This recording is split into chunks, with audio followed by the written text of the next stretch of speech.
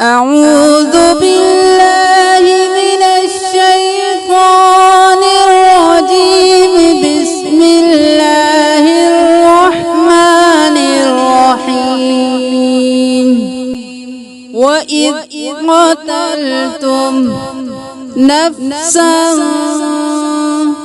فادارأتم فيها والله مخرج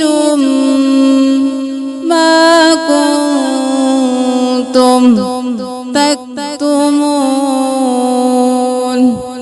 فقلنا اضربوه ببعضها كذلك يحيي الله الموتى ويريكم آياته لعلكم تعقلون. ثم قست قلوبكم من بعد ذلك فهي كالحجارة أو أشد قسوة. وإن من الحجارة لما يتفجر منه الأنهار وإن منها لما يشقق فيخرج منه الماء وإن منها لما يهبط من خشية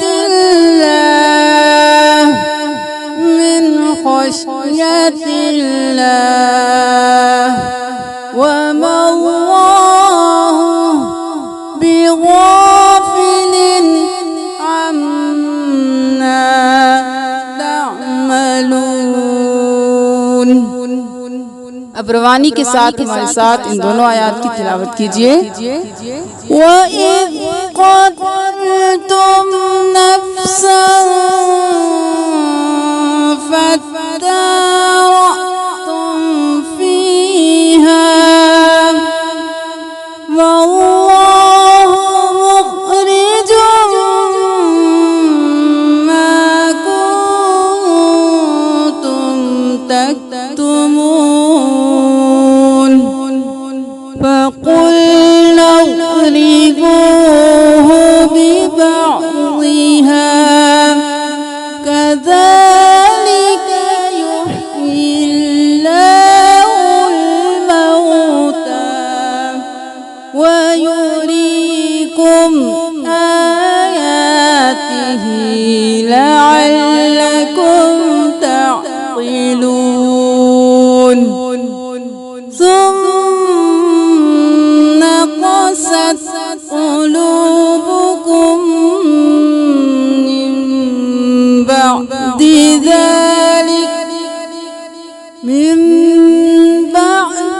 ذلك فهي كالحجارة أو أشد قسوة. وإن من الحجارة لما يتفجر منه الأنهار وإن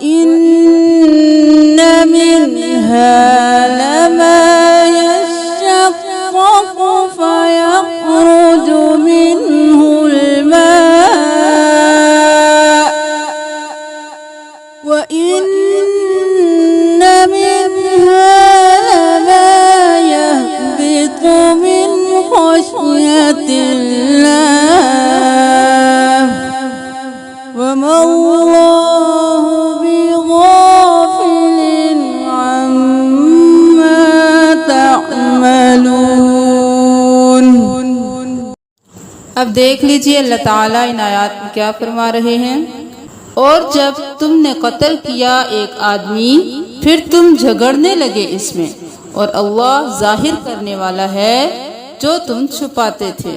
پھر ہم نے کہا اسے مارو، اس کا ٹکڑا اس طرح اللہ زندہ کرے گا مردے، اور تمہیں دکھاتا ہے اپنے نشان تاکہ تم غور کرو۔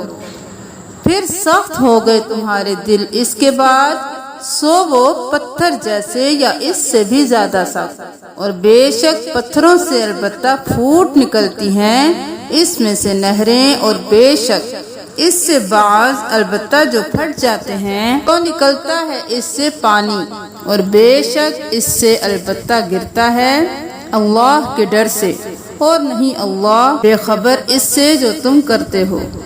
صدق اللہ العظیم۔